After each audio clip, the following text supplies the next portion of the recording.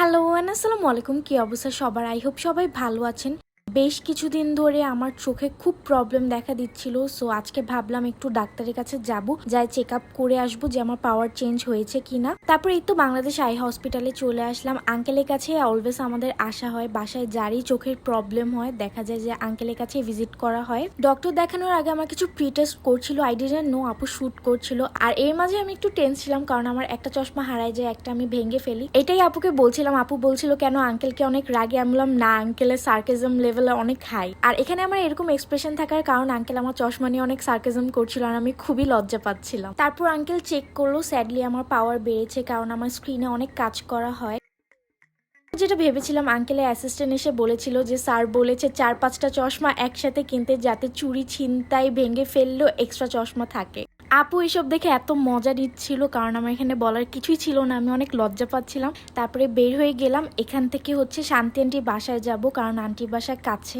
গাড়ির এই লিফটের সিস্টেমটা আমি ফার্স্ট দেখেছিলাম, সো এটা শ্যুট করছিলাম।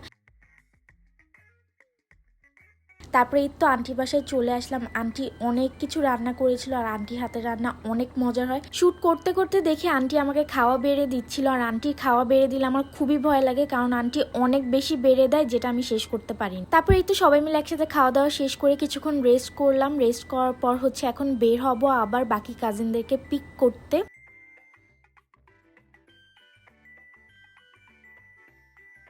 তারপর বের হওয়ার আগে আন্টি সুইটস বের করে দিল। এই গোলাপ জামটা হচ্ছে আন্টি বানিয়েছিল, খুবই মজা হয়েছিল। তারপরে আমরা নিচে কিছু ছবি তুললাম বাগান বিলাস দেখে।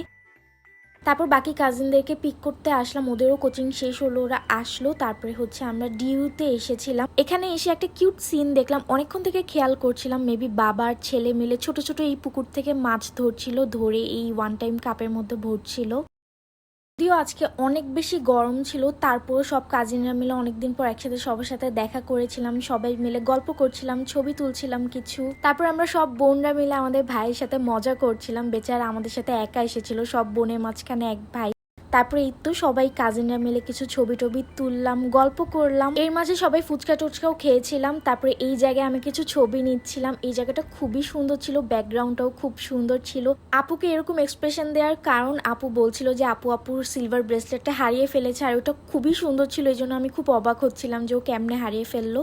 তো আজকে এতটুকুই ছিল। আপনারা সবাই বলছিলেন যাতে আমি ডেলি ভ্লগ দিই, আমি ট্রাই করছি এখন ডেইলি ভিডিওস আপলোড করার। আর আপনারা কি টাইপের ভিডিও দেখতে চান, let me know in the comment section. So that's it for today's video. Thank you so much for watching. আল্লাহ হাফেজ।